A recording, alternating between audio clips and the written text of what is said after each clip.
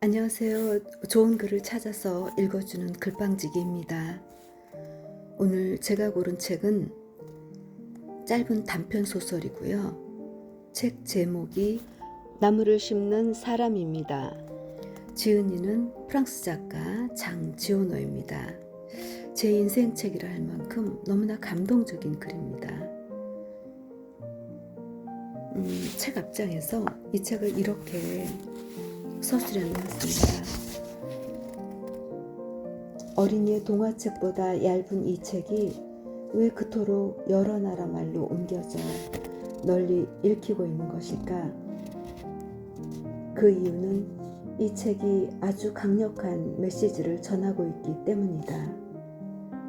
이기주의를 벗어나 공동의 선을 위해 일하는, 그러나 아무런 보상도 바라지 않는 고결한 인격을 지닌 한 사람의 불굴의 정신과 실천이 이 땅에 기적 같은 결과를 만들어낼 수 있다는 것을 이 작품이 보여주고 있기 때문이다. 그리고 공기와 물과 땅과 나무와 그 밖에 수많은 생명이 죽어가는 오늘의 병든 물질 문명의 시대에, 이 위기의 시대에 생명을 사랑하며 그것을 가꾸는 숭고한 한 인간을 통해 오늘의 절망을 넘어 미래에 대한 희망을 심어주고 있기 때문이다.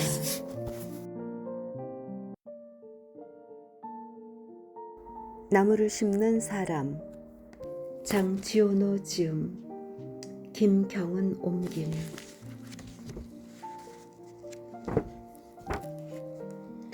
한 인간이 참으로 보기 드문 인격을 갖고 있는가를 발견해내기 위해서는 여러 해 동안 그의 행동을 관찰할 수 있는 행운을 가져야만 한다.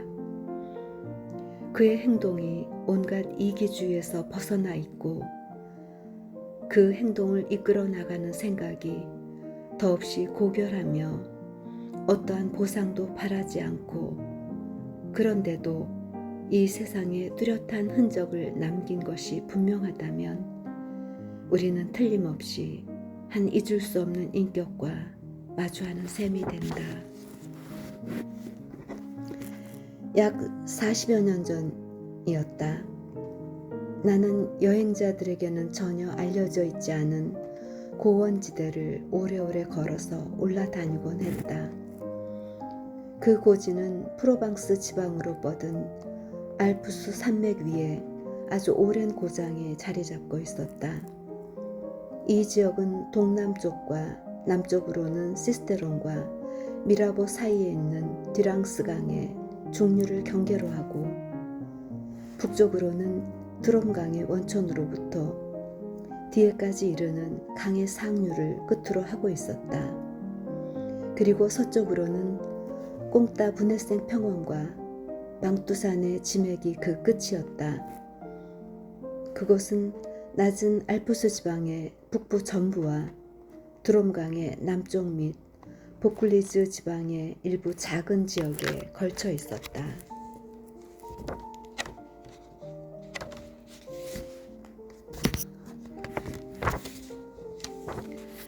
어느 날 나는 고도 1200~300m의 인적 없고 단조로운 곳에서 긴 산책에 나섰는데, 이곳은 야생 라벤더 외에 자라고 있는 것이라고는 아무것도 없는 황무지였다. 나는 폭이 가장 넓은 곳으로 이 지역을 가로질러 걸었다. 사흘을 걸은 뒤 나는 어디에서도 찾아볼 수 없을 만큼 황폐한 지역에 이르게 되었다. 나는 뼈대만 남은 버려진 마을 옆에서 야영했다. 전날 마실 물이 바닥났기 때문에 나는 물을 찾아야만 했다. 폐허가 되어 있기는 하지만 낡은 발 멀통처럼 촘촘하게 붙어있는 집들을 보니 옛날엔 이곳에 샘이나 우물이 있었을 것이라고 생각되었다. 과연 샘이 있긴 했지만 바싹 말라붙어 있었다. 지붕이 없어져 버리고 비바람에 사그러진 대여섯 채의 집들, 종탑이 무너져버린 작은 교회는 마치 사람들이 사는 마을 속의 집이나 교회처럼 서 있었다. 그러나 살아있는 것들은 모두 사라져버리고 없었다. 그날은 햇빛이 눈부시게 내리쬐는 6월의 어느 아름다운 날이었다. 그러나 하늘 높이 솟아있는 이 고지 위에 따가운 햇살을 피할 곳 없는 땅 위에는 견딜 수 없을 만큼 난폭한 바람이 불고 있었다. 뼈대만 남은 집들 속으로 불어닥친 바람 소리는 마치 식사를 방해받은 야수가 부르짖는 소리 같았다. 나는 캠프를 철수하지 않을 수 없었다. 그곳에서부터 5시간이나 더 걸어보았어도 여전히 물을 찾을 수 없었고 또 물을 찾으리라는 희망을 주는 것은 아무것도 없었다. 사방이 똑같이 모두 메말라 있었고 거친 풀들만 자라고 있었다. 그런데 저 멀리에서 검은 작은 그림자가 서 있는 모습이 어른거리는 것 같았다. 나는 그 실루엣을 홀로 서 있는 나무의 둥치로 착각했다. 어쨌든 나는 그것을 향해 걸어갔다. 그것은 한 양치기 목자였다. 그의 곁에 불타는 듯한 뜨거운 땅 위에는 30여 마리의 양들이 누워 쉬고 있었다.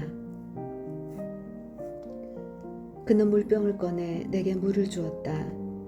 그리고 잠시 후 고원의 오목한 곳에 있는 양의 우리로 나를 데리고 갔다. 그는 간단한 도르래를 설치해 놓고 깊은 천연의 우물에서 아주 좋은 물을 깃고 있었다. 그 사람은 거의 말을 하지 않았다. 그것은 고독하게 살아가는 사람들의 특징이지만 그러나 자신감이 있고 확신 속에 자부심을 갖고 있는 사람으로 느껴졌다.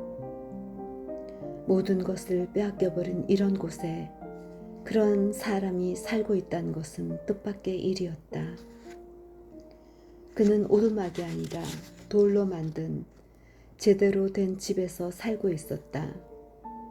그 집은 그가 이곳에 왔을 때 발견한 폐가를 어떻게 혼자 힘으로 수리해 놓았는지를 아주 잘 보여주었다. 지붕은 튼튼했고 물 새는 곳도 없었다. 바람이 지붕을 두드려 기와 위에서 내는 소리가 마치 바닷가의 파도 소리 같았다. 살림살이는 잘 정돈되어 있었다. 그릇은 깨끗하게 씻겨 있었고 마루는 잘 닦여 있었으며 총은 반질반질했다. 불 위에는 수프가 끓고 있었다. 그때 나는 그 역시 산뜻하게 면도한 얼굴을 하고 있고 옷에 단추가 단단히 달려 있으며 기운 것이 눈에 보이지 않게 옷이 세심하게 수선돼 있는 것을 알 수 있었다. 그는 수프를 나누어 주었다. 식사 후 담배 쌈지를 권하자 그는 담배를 피우지 않는다고 했다. 그의 개 또한 주인처럼 조용했으며 거칠지 않고 상냥했다. 내가 여기서 그날 밤을 묵어야 한다는 것을 곧 알게 되었다. 가장 가까운 마을이라도 하루하고 반 이상을 더 걸어야 했기 때문이다. 게다가 이 지역에는 마을들이 거의 없다는 것을 나는 잘 알고 있었다.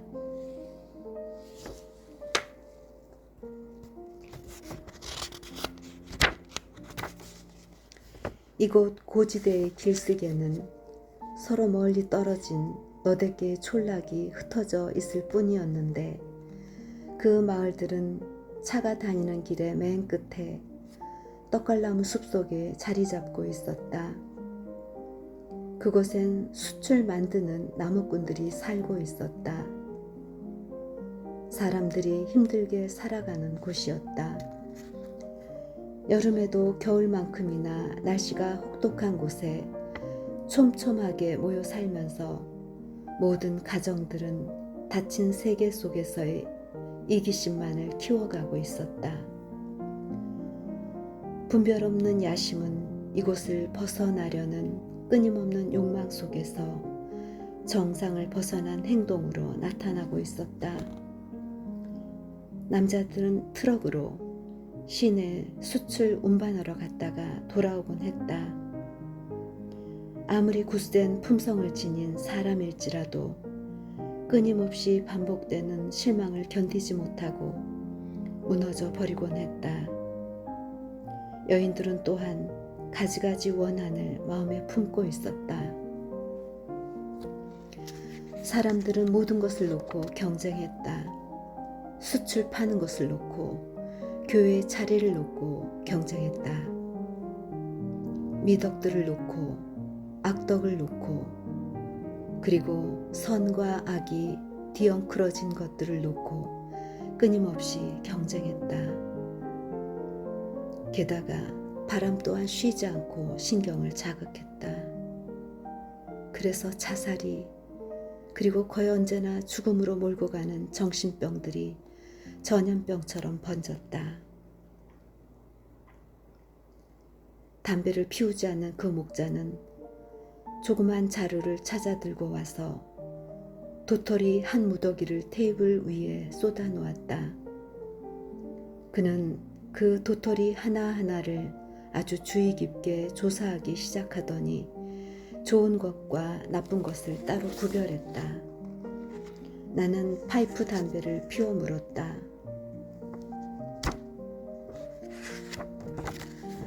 도와준다고 했으나 그는 자기가 해야 할 일이라고 말했다.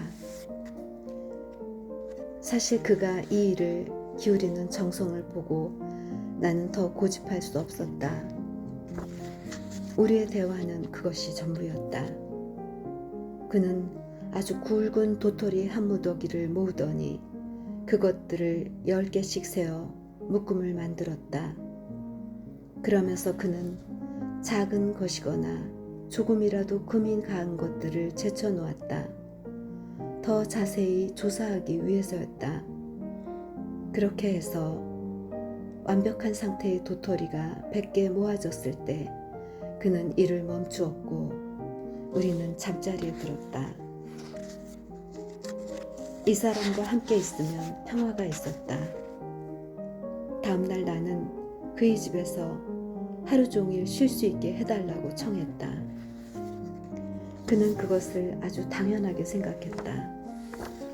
아니, 더 정확히 말하자면 아무것도 그를 방해할 수 없다는 인상을 나는 받았다.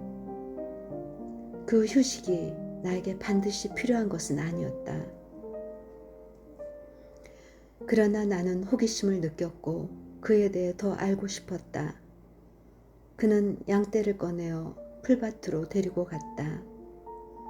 떠나기 전에 그는 세심하게 골라 개수를 세어 모은 도토리 자루를 물 양동이에 담갔다.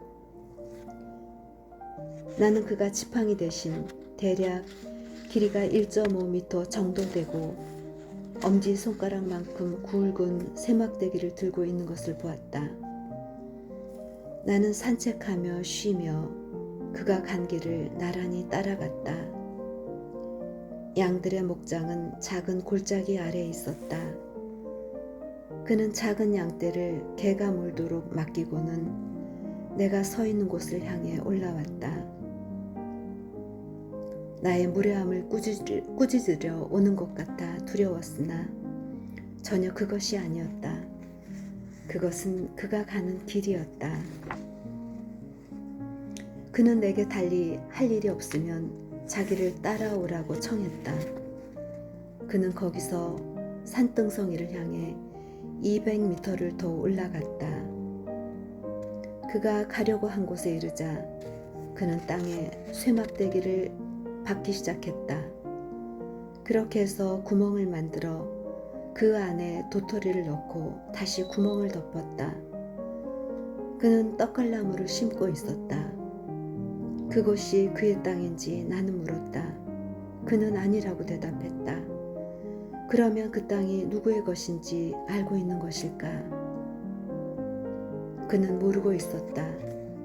그저 그곳이 공유지이거나 아니면 그런 문제에 대해서는 생각지도 않는 사람들의 것이 아니겠느냐고 추측하고 있었다.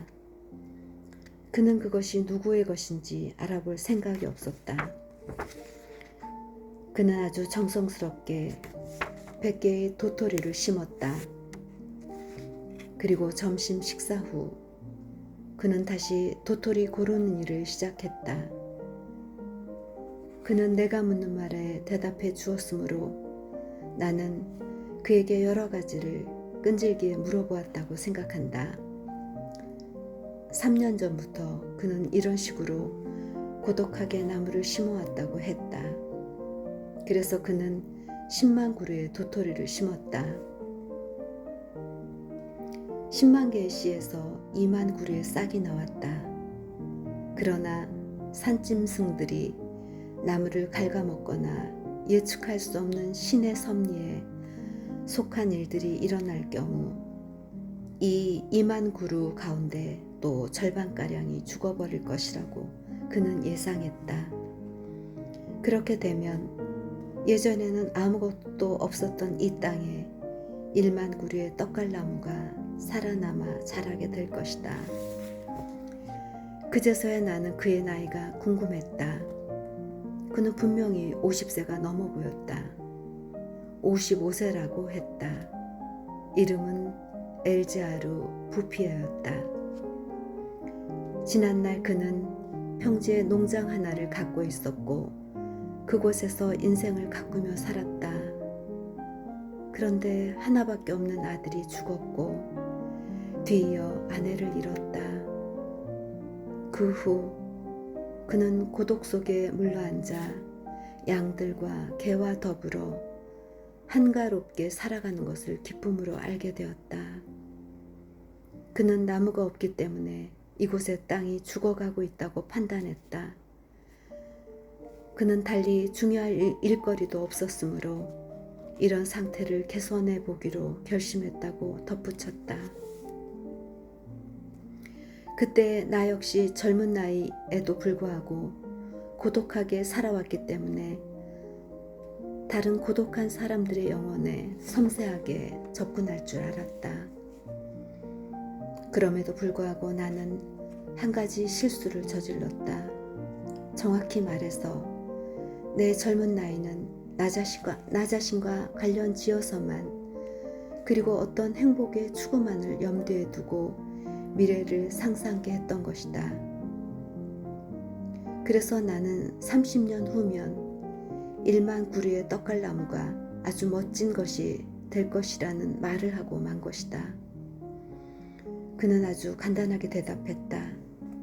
만일 30년 후에도 하느님이 그에게 생명을 주신다면 그 동안에도 나무를 아주 많이 심을 것이기 때문에 이 1만 그루는 바닷속의 물방울 같을 것이라는 것이었다. 게다가 그는 벌써부터 너도밤 나무를 번식시키는 것을 연구해오고 있으며 그의 집 근처에 이 나무의 열매에서 길러낸 묘목원을 갖고 있었다. 울타리를 세워 양들이 접근하지 못하게 잘 보호해 놓은 묘목들, 즉 그의 연구 재료들은 아주 아름다웠다. 그는 또한 지면에서 몇 미터 지하에 어느 정도 습기가 고여 있을 것 같은 땅에는 자작나무를 심으리라 생각하고 있다고 말했다. 그 다음날 우리는 헤어졌다. 다음해 1914년에 전쟁이 일어나 나는 5년 동안 이 전쟁에 참가했다. 나는 한낱 보병 병사의 몸이었으므로 나무에 대해서는 거의 생각할 수 없었다. 진실을 말한다면 그런 일 자체는 나에게 아무런 흔적도 남기지 못했다. 나는 그것을 하나의 화제거리라든가 우표 수집 같은 것으로 여겼고 잊어버리고 있었다. 전쟁에서 벗어났을 때 나는 아주 적은 액수의 제대 보너스를 받았으며 신선한 공기를 조금이라도 마시고 싶은 강한 욕망에 사로잡혀 있음을 알았다. 인적 없는 그 황무지로 가는 길을 다시 찾아 들었을 때 나에게는 그런 바람 위에는 다른 아무런 생각도 없었다. 그곳은 변함이 없었다. 그러나 폐허가 된 마을 너머 멀리에서 무슨 회색빛 안개 같은 것이 카페트처럼 산등성이를 덮고 있는 것이 보였다. 사실 난 여기 오기 전날부터 나무를 심던 그 목자를 다시 생각하기 시작했다. 1만 그루의 떡갈나무라면 꽤 넓은 공간을 차지하고 있을 거야 하고 나는 생각했다. 나는 지난 5년 동안 너무 많은 사람들이 죽어가는 것을 보았기 때문에 엘제아르 부피에 역시 죽었으리라고 쉽게 상상했다. 게다가 20대의 나이에는 50대의 인간들이란 죽는 것 외에는 별로 할 일이 없는 늙은이라고 생각하기 마련이어서 더 그러했다. 그는 죽지 않고 살아있었다. 아주 활력이 넘쳐 보였다. 그는 생업도 바꾸었다. 양들을 4마리만 남기고 대신 100여 개의 벌통을 갖고 있었다. 그는 어린 나무들을 위협하는 양들을 치워버린 것이다. 그동안 그는 전혀 전쟁 때문에 불안을 느끼지 않았다고 했다. 그리고 나는 그것을 확인했다. 그는 태연하게 여느 때와 다름없이 나무를 계속 심었던 것이다. 1910년에 심은 떡갈나무들은 그의 10살이 되어 있었다. 그리고 나무들은 나보다 그리고 엘제아르 부피에보다 더 높이 자라고 있었다. 그것은 인상적인 모습이었다.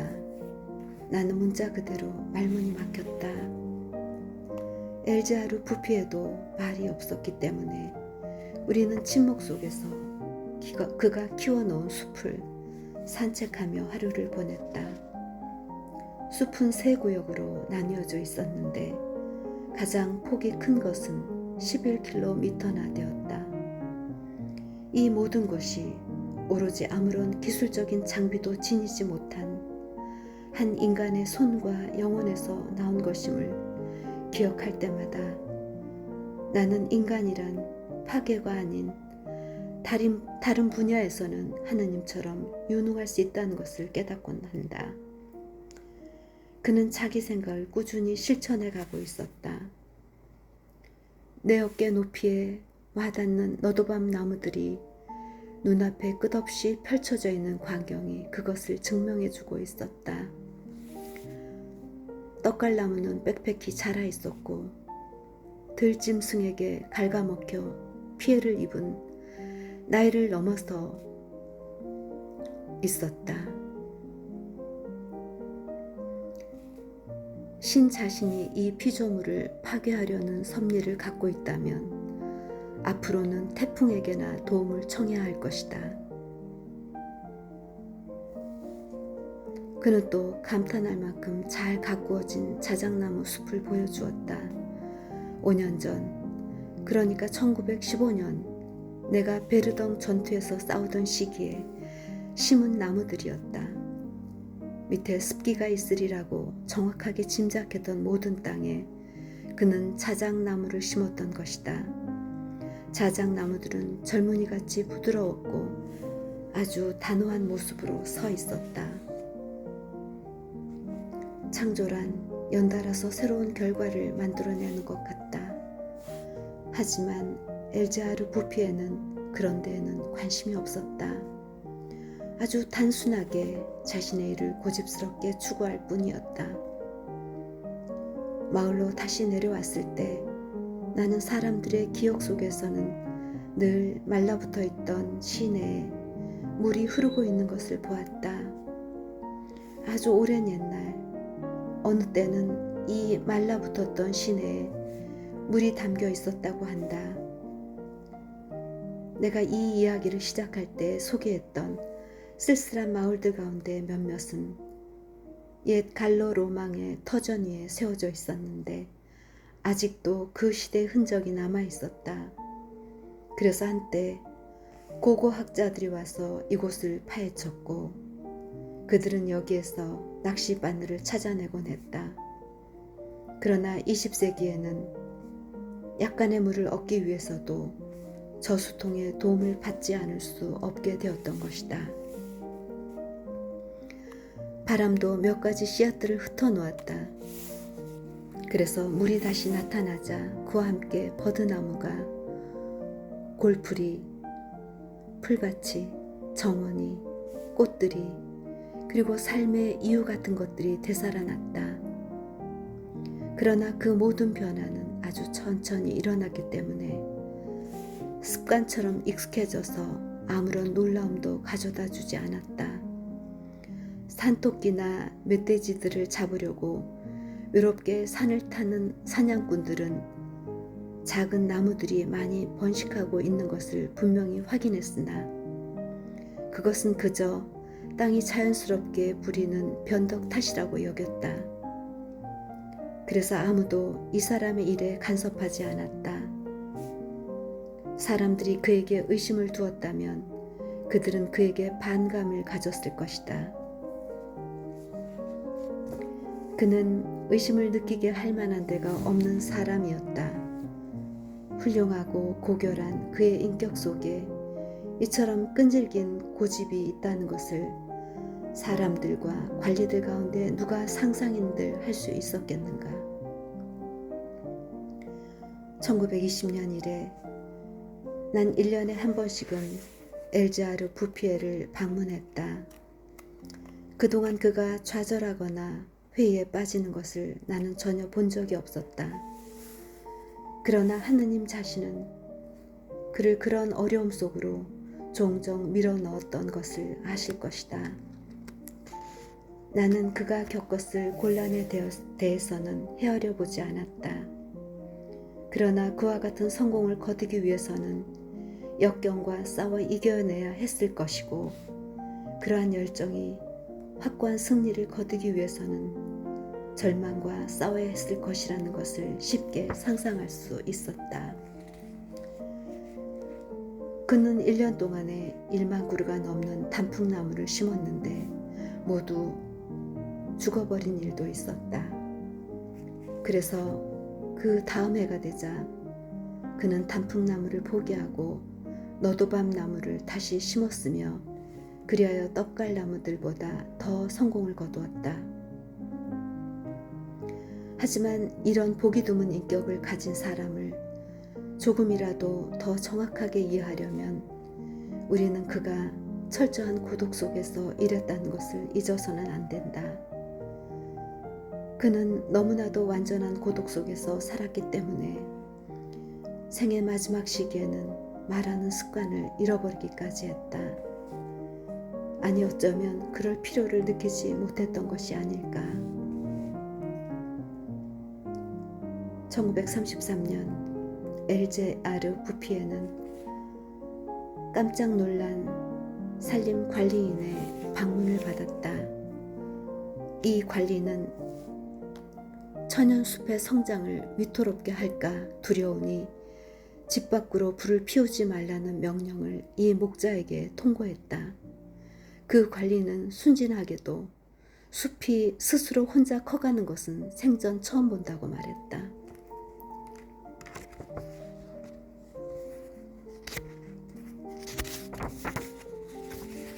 그 시기에 엘자르 부피에는 집에서 12km 떨어진 곳에 너도밤 나무를 심으러 가곤 했다. 그때 그는 이미 75세였기 때문에 매일 오고 가는 수고를 덜기 위해 나무 심는 바로 그 장소에 오두막 돌집을 하나 지으려고 생각을 하고 있었다. 그는 그 다음에 그 집을 지었다. 1935년에는 정부의 진짜 대표단이 천연의 숲을 시찰하러 왔다. 산림수 자원청의 고위 관리와 국회의원, 전문가들도 함께 왔다. 그들은 쓸데없는 말들을 많이 했다. 그들은 무엇인가를 하기로 결정했는데, 그러나 다행스럽게도 단 한 가지 유익한 일을 제외하고는 아무 일도 하지 않았다. 즉 숲을 국가의 관리 아래 두고 사람들이 숯을 만들어 오는 일을 금지한 것이다. 그들 역시 건강이 넘치는 젊은 나무들의 아름다움에 사로잡히지 않을 수 없었던 것이다. 그 아름다운 숲은 국회의원들에게까지도 유혹의 힘을 발휘한 것이다. 대표단의 산림관리관들 가운데 내 친구가 한 사람 있었다. 난 그에게 이 숲의 비밀을 설명해 주었다. 그리고 그 다음 주 어느 날 우리 두 사람은 엘자르 부페를 찾아갔다. 우리는 대표단이 시찰한 지점에서 20km쯤 떨어진 곳에서 한참 일하고 있는 그를 발견했다. 그 산림관리관은 쓸모없는 친구가 아니었다. 그는 가치 있는 것을 알아볼 줄 알았고 침묵할 줄 알았다. 나는 선물로 가져간 달걀 몇 개를 내놓았다. 우리 셋은 함께 점심 식사를 했고 말없이 경치를 바라보면서 몇 시간을 보냈다. 우리가 지나온 언덕길은 6, 7m 높이의 나무들로 뒤덮여 있었다. 1913년에 보았던 이곳의 모습이 생각났다. 황무지가 떠올랐다. 평화롭고 규칙적인 일, 고산지대의 살아있는 공기, 소박한 음식, 그리고 무엇보다도 영혼의 평화가 이 노인에게 거의 장어마리만큼 훌륭한 건강을 주었다. 그는 하느님의 운동선수였다. 나는 그가 아직도 얼마나 많은 땅을 나무로 덮을 것인지를 생각해 보았다. 떠나기 전에 내 친구는 이곳의 토양에 알맞는 것 같은 몇몇 나무 종류에 관해 간단하고 짧게 제안했다. 그러나 그것을 고집하지는 않았다. 내 친구는 나중에 그는 그런 것에 대해 나보다 더 많이 알고 있었다고 나에게 말했다. 1시간쯤 걸은 뒤에 생각이 떠오른 듯 친구는 이렇게 덧붙였다. 그는 나무에 대해 그 어느 누구보다 훨씬 많이 알아. 그는 행복할 수 있는 멋진 방법을 발견한 사람이야. 라고. 이 산림관리관 덕분에 숲만이 아니라 엘자르 부피의 행복도 보호받을 수 있었다. 내 친구는 숲을 보호하기 위해 3명의 산림관리인을 임명했고 이들에게 몹시 겁을 주어서 나무꾼들이 아무리 뇌물을 가져다 준다 하더라도 흔들림 없이 일할 수 있도록 만들었던 것이다. 엘자르 부페의 작품이 심각한 위험을 맞았던 것은 1939년에 일어난 2차 세계대전 때였다. 그 당시에는 적지 않은 자동차들이 목탄가스로 움직였기 때문에 가스 연료를 만들어내기 위해 나무들이 항상 모자랐다. 그래서 사람들은 1910년에 심은 떡갈나무부터 베기 시작했다. 그러나 다행히도 이 지역들은 모든 도로망에서 너무 멀리 떨어져 있었기 때문에 그런 계획은 재정적으로 비경제적이라는 것이 드러났다. 그래서 사람들은 그것을 포기했다. 그러나 그 목자는 아무것도 알지 못했다. 그는 그곳에서 30km 떨어진 곳에서 평화롭게 자기 일만을 묵묵히 하고 있었다. 그는 1914년에 전쟁을 몰랐던 것처럼 1939년의 전쟁 역시 모르고 있었다. 내가 마지막으로 엘자르 부페를 본 것은 1945년 6월이었다. 당시 그는 87세였다. 나는 황무지로 가는 길을 다시 찾아갔다. 그러나 전쟁이 이 나라를 황폐하게 만들었는데도 불구하고 이제는 디랑스강의 계곡과 산 사이를 오고 가는 버스가 있었다. 나는 여기서 처음 산책했던 장소가 어디인지 더 이상 알아볼 수 없었는데 그것은 비교적 빠르게 움직이는 교통수단 때문이라고 생각했다. 게다가 그 버스가 가는 길은 나를 처음 보는 곳으로 데려가는 것만 같았다. 내가 옛날에 그 황량했던 폐허의 땅에 왔다는 사실을 확인하기 위해서는 마을 이름을 떠올려야만 했다. 나는 베르공 마을에서 버스를 내렸다. 1913년에는 10채 내지 12채의 집으로 이루어진 이 마을에 단 3사람만이 살고 있었다. 그들은 야만스러웠고 서로 미워했으며 덫으로 동물을 잡아서 먹고 살았다. 거의 선사시대 원시인의 육체적, 정신적 상태에 가까운 삶이었다. 쐐기풀이 버려진 집들의 주위를 덮고 있었다. 그들의 생활 조건은 전혀 희망이 없었다. 죽음을 기다리는 것밖에 없었다. 하물며 덕을 추구하며 살아갈 상태가 아니었다.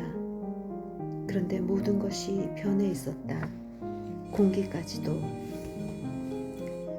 옛날에 나를 맞아주었던 건조하고 난폭한 바람 대신에 향긋한 냄새를 실은 부드러운 미풍이 불고 있었다. 물 흐르는 소리 같은 것이 저 높은 언덕에서 들려오고 있었다. 그것은 바람 소리였다.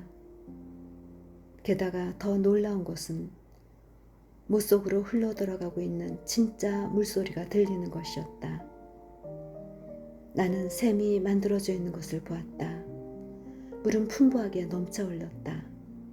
그리고 나를 가장 감동시킨 것은 그 샘 곁에 이미 4살의 나이를 먹음직한 보리수 나무가 심어져 있는 것이었다. 이 나무는 벌써 무성하게 자라있어 의문의 여지 없이 부활의 한 상징임을 보여주고 있었다. 더욱이 베르공 마을에는 사람들이 노동을 한 흔적이 뚜렷했다. 사람은 희망을 가져야만 일을 할 수 있다. 그러니까 희망이 이곳에 다시 돌아와 있었던 것이다. 마을 사람들은 허물어진 집들을 치우는 한편 무너진 벽들을 모두 부수고 5채의 집을 다시 지었다. 그 뒤 마을 사람들의 수는 28명이 되었는데 그 가운데는 4쌍의 젊은 부부도 있었다. 산뜻하게 벽을 바른 새 집들 주위를 채소밭이 둘러싸고 있었다. 그 채소밭에는 이것저것 섞여 있었지만 가지런히 심은 야채, 꽃, 배추, 장미꽃나무, 부추, 금어초, 샐러리, 아네모네들이 자라고 있었다. 이곳은 사람들이 살고 싶은 마을이 되어 있었다. 그곳에서부터 나는 길을 걸어서 갔다. 우리들이 이제 막 빠져나온 전쟁은 아직 삶의 완전한 개화를 허락하지 않고 있었지만 라자로는 이미 무덤 밖에 나와 있었다. 나지막한 산 기슭에는 보리와 호밀이 자라고 있었고 좁은 계곡 바닥에는 푸른 초원이 펼쳐져 있었다.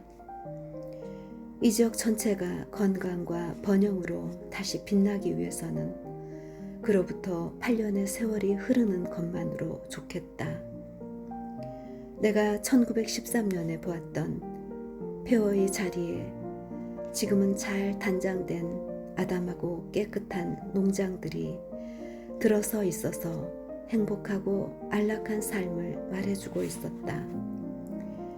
옛날에 그 샘들은 숲이 머금고 있었던 비와 눈에서 물을 받아 다시 흐르기 시작했다. 사람들은 그 샘물로 수로를 만들었다.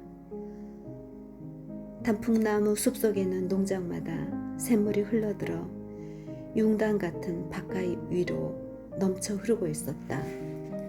마을은 조금씩 재건되었다. 땅값이 비싼 평야지대의 사람들이 이곳으로 이주해와 젊음과 활력과 모험 정신을 가져다 주었다. 건강한 남자와 여자들, 그리고 소리내어 웃을 줄 알며 시골에서 벌어지는 축제의 맛을 즐길 줄 아는 소녀들을 길에서 만날 수 있었다. 기쁨 속에서 살아가게 된 뒤로는 알아볼 수 없을 만큼 모습이 변한 옛 주민들, 그리고 새로 이주해 온 사람들의 수가 1만 명이 넘었다. 그들은 모두 자신들이 누리는 행복의 빛을 엘즈아르 부피에게 지고 있었다. 단순히 육체적, 정신적 힘만을 갖춘 한 사람이 홀로 황무지에서 이런 가나안 땅을 만들어낼 수 있었다는 것을 생각할 때면 난 그 모든 것에도 불구하고 인간의 조건이란 참으로 경탄할 만한 것이라는 것을 깨닫곤 한다.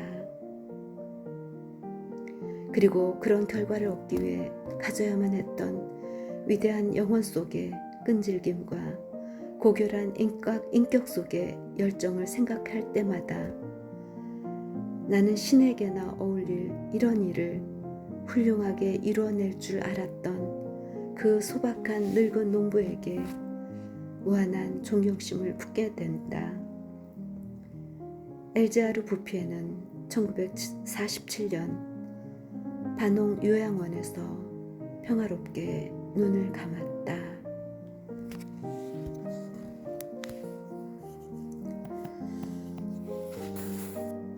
너무 감동적인 소설이죠. 제가 인생책이라고 말할 수 있는 책이라고 느껴지지 않습니까? 네, 오늘도 좋은 글을 읽는 글방이었습니다. 감사합니다. 다음 주에 뵙겠습니다.